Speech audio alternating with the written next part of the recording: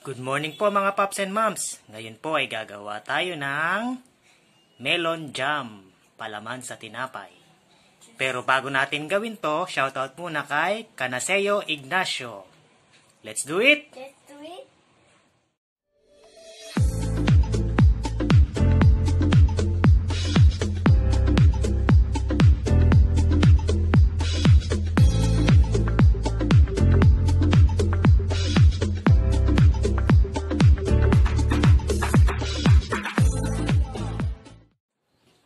Yan po mga Pops and Moms, hiniwa ko na po ang ating melon. Ngayon, itong may buto-buto niyan, dyan nanggagaling yung lasa ng melon eh. Kukunin natin yan, isasalain natin yan. Ganyan. Ako na. Pagkasala mo, hindi, gaganyanin mo lang yan. Oh. Hanggang sa makatas mo siya. Yan.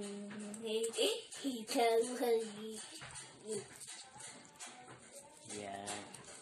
Yan siya. Wait lang.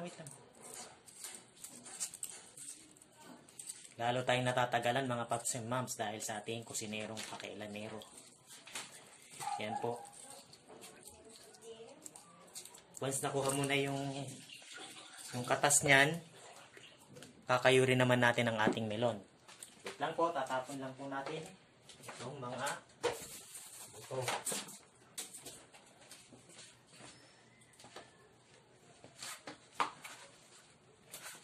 Tama na. Yan. Kakayurin lang natin itong melon natin. Kung alam nyo pa to, mga kapaps and moms, pangkayod ng melon, kasi ang uso ngayon, blender na eh. Yan po. Kakayurin lang po natin yan. Diyan natin mamaya kukunin ang ating melon jam. Yan po. Yan po. Yan po. Malabas yung katas niya. Teka lang, ako na. Ako na. Then, lutuin na po natin siya. Lutuin na natin siya? Hindi. Lulutuin na natin siya. Ano ba? Lutuin na natin. Tama na yan. Yan po mga Pops and Moms. Nagpainit na po tayo ng ating kawali. Ilagay na natin ang ating melon juice. Lalamig natin yan. Then maglagay din tayo ng brown sugar. Lalamig natin yan. Oo. Nagkatayan naman eh. Halu-haluin lang po natin siya hanggang sa lumapot siya. Ako na. Wait lang, mainit pa. Then, may buto-buto pa po yung sumama. Tanggalin po natin yung buto.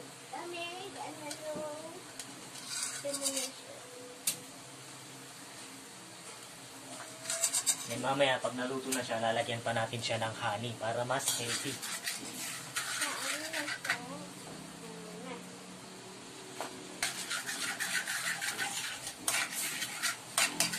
Then pag lumapot na siya, okay na po siya.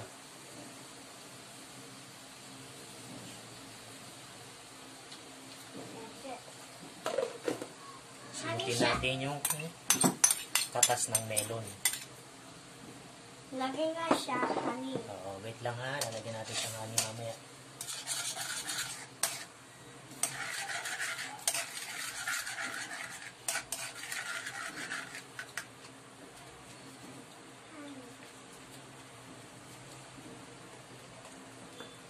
Lagyan pa po natin siya ng konting brown sugar.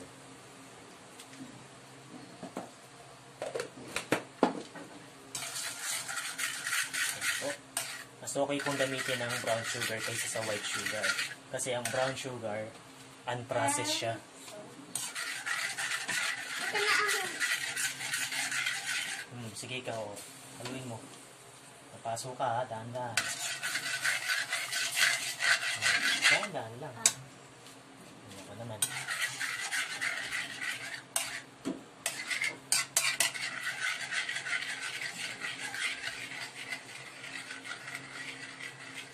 Okay na siya. Yan po, medyo lumalapot na siya. Antayin pa natin siyang lumapot.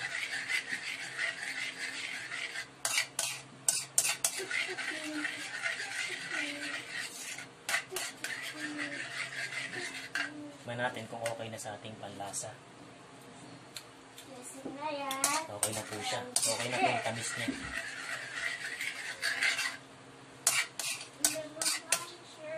Pag medyo lumapot-lapot na po siya ng konti, ihahalo na po natin ang ating honey. Honey!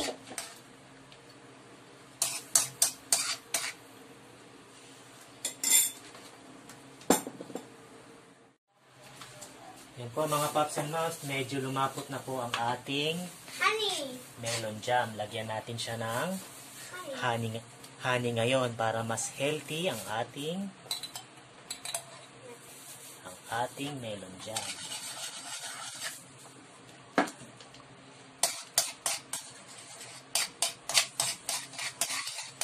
Yan po. Medyo lumapot na po siya. Palaputin pa po natin siya ng konti. Saka natin patayin ang ating halaman.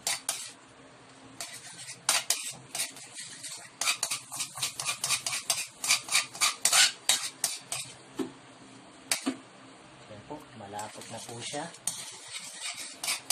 Pwede na natin siyang serve. Ito na po ang ating melon jam. Tignan natin siya kung gaano siya kalapot. Yan po, lumapot na po siya. Ngayon, meron po ako ditong loaf bread. Titikman natin siya ngayon. Kung gaano siya kasarap, ipalaman sa tinapay. Sinapay. That's it! Tignan.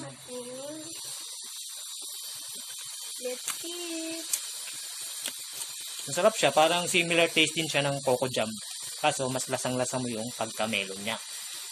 That's it na, Yop! Let's see. Let's eat! Let's see.